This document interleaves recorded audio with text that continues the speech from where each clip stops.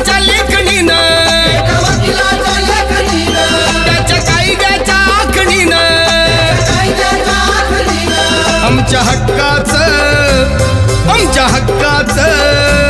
आमच्या हक्काचं लेखन व माय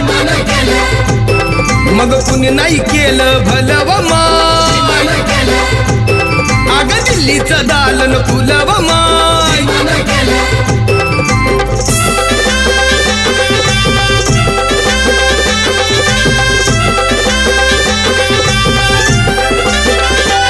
तुमच्या पोरानं शाळेत शिकावं आशाला जारीला मुकावं